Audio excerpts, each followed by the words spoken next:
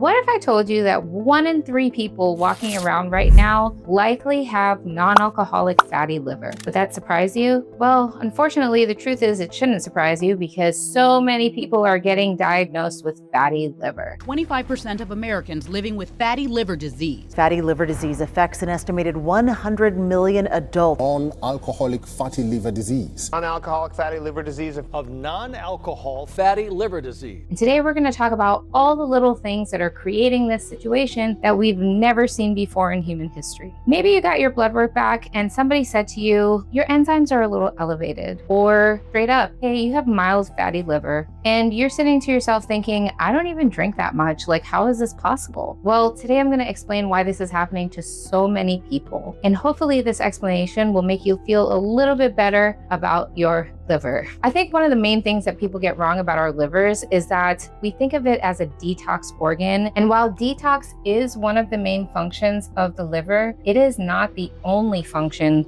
by far. Your liver regulates your blood sugar. It regulates your cholesterol. It actually converts and creates cholesterol. It regulates your hormones. Same thing, converts it. Helps you eliminate toxins and also helps you eliminate medications, which we don't really talk about when it comes to liver health. And it also supports your digestion. Your liver is doing like 100 different jobs every single day. And you know what? Our livers are starting to get tired. Your liver is basically that one employee in the office who keeps getting stuff dumped on them. Like, hey, process this. Hey, detox that. Hey, handle this one more hormone, please. Oh my God, can you get rid of this chemical? You're so good at it. Eventually, that employee is gonna look up and be like, no. And that's basically what's happening to your liver and why it's becoming fatty. But I think the question is, why haven't we seen this before? Why is it suddenly exploding? And there's a few major things that modern life has brought into the picture that we need to talk about. Number one, processed foods. Processed foods are basically stripped down and reconstructed food. They are full of concentrated and chemical sugars. They're full of damaged fats. They're full of preservatives and they're full of chemicals. Your liver actually treats most of these things like strangers. It has to chemically alter those items in order for it to be safe to leave your body, which is really interesting when you think about it. If it's not safe to leave, is it even safe to go in? Think of your liver as like a customs agent at the airport. Everything coming in has to be checked. It has to be stamped. It has to be cleared in order for that person or thing to move forward. Now, instead of like 100 people coming through customs, it's like 10,000 people coming through customs, and we only have this one agent. And here's the biggest person coming through customs: sugar. Most people think insulin just regulates blood sugar. Insulin also tells your body, store this energy. It actually acts like a key in your muscles to tell your muscle, burn this or not. When insulin stays elevated in your body, your liver has to say, okay, we already have enough sugar floating around. I have nowhere else to put this. Turn it into fat. So your liver starts to convert the extra sugars into fat so it can be stored. You may not notice this right away, but eventually you're gonna start to notice it here. You know, like we always talk about the lower belly fat, especially when it comes to like stress and stuff. But if you notice that up here is starting to get fat and you can actually grab this, it's actually because your liver fills up and that fat has to go somewhere. So it literally is going to start packing the fat around itself. And your liver is huge. It's like this big. So if you notice that you can start grabbing this area up here, that's because of extra sugar needing to be turned into fat. Here's another big component that most people don't talk about. You're not gonna like this one. I don't like it. Microplastics. If you follow me, you know that I talk about this quite a bit because it's a huge problem. Let's talk about microplastics. These are tiny particles that come from food packaging, bottled water, clothing fiber, takeout containers, drinking water. Most of our world has been polluted with microplastics. The problem is not that they exist, it's that the body doesn't really recognize recognize them or know what to do with them. Your liver sees these things and says, what the heck? What am I supposed to do with this? I don't know what this is. So it literally tries to chemically neutralize the microplastic and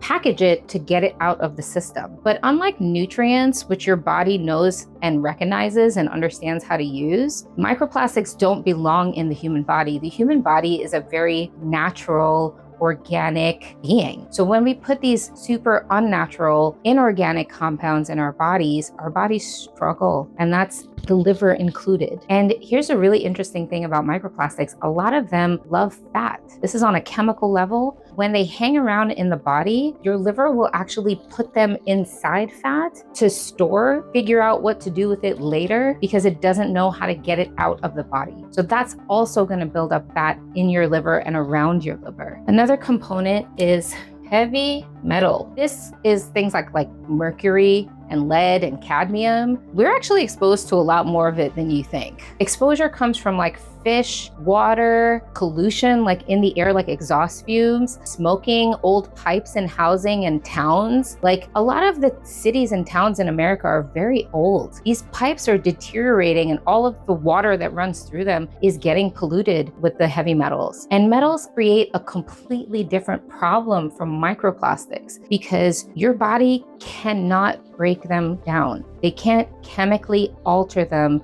even the way that we chemically alter microplastics. So essentially, it can't like chop it into harmless pieces. Your liver actually has to bind it to an item that is already being escorted out, an item like bile or cholesterol. And then when we don't get those things out, they back up into the system. And the thing is, the exposure keeps happening. If you walk outside in a city, you're being exposed to heavy metals, and your liver literally is never able to catch up because it's still dealing with yesterday's load that it can't break down or do anything with. The next factor here is actually pesticides and herbicides. Pesticides and herbicides are actually chemically specifically designed to disrupt biological function or biological systems. Why is that? What do we use pesticides for? We use it to kill insects. Pesticides and herbicides are programmed to disrupt biological function, and we consume so much of them. And whether people want to hear this or not, the liver still has to process them. Imagine hiring one single janitor to clean a football stadium after the Super Bowl. At first, the janitor is going to try to keep up, right? It's going to say, oh my God, I got to get my job done. But then the garbage keeps piling up and the boxes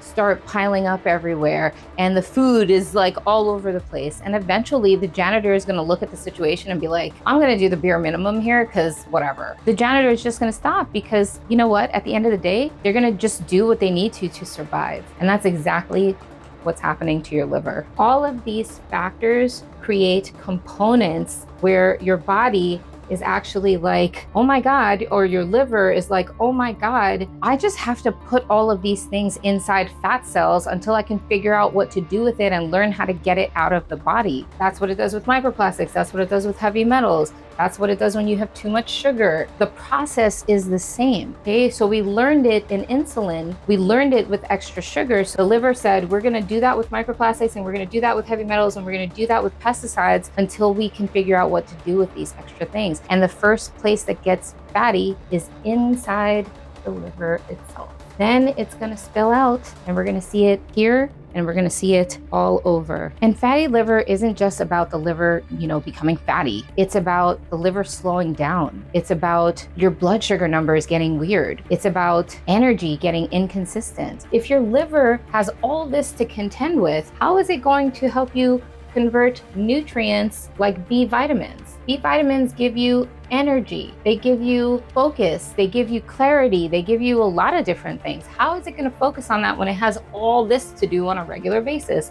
How is it going to focus on hormone conversion? It's not. It's going to do only the bare minimum to keep you alive and functional. The rest of the time is trying to get all this stuff out of you because that's what's necessary for survival. That's why digestion gets weird and hormones get weird because your liver is taxed and overloaded and now it's fatty. We never really associated with fatty liver things like fatigue and brain fog and actually right shoulder pain. So if you have pain all along here, and here, and no matter what you do, that pain is not going anywhere, it's actually because the nerves that are connected to the liver from the spine are all so inflamed and taxed. It's because the nerves that are attached to the liver also go up through your shoulder. So if the liver is taxed and inflamed and having a hard time, all of the nerves get affected, and that tightens the muscle and it stiffens the joints in your right shoulder. So if you have crazy right shoulder pain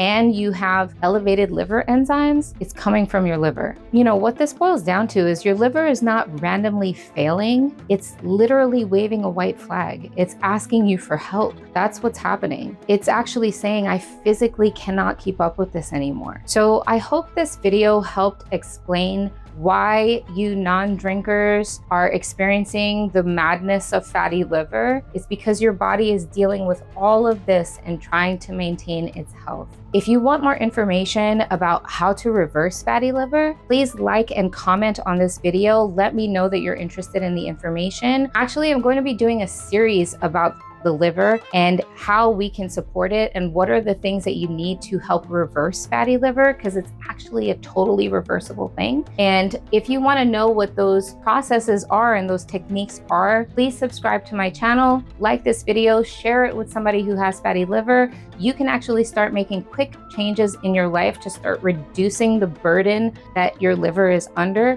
including limiting the amount of sugar you eat, switching to glass products so you're reducing your microplastic exposure and heavy metal exposure, and actually switching to more organic foods or more in-season foods so that the pesticides and herbicide burden is reduced. Those are like a couple of quick things that you can do. But again, I'm going to be doing a full series on the liver, so make sure you subscribe so you don't miss any of the information, and I will see you in the next one.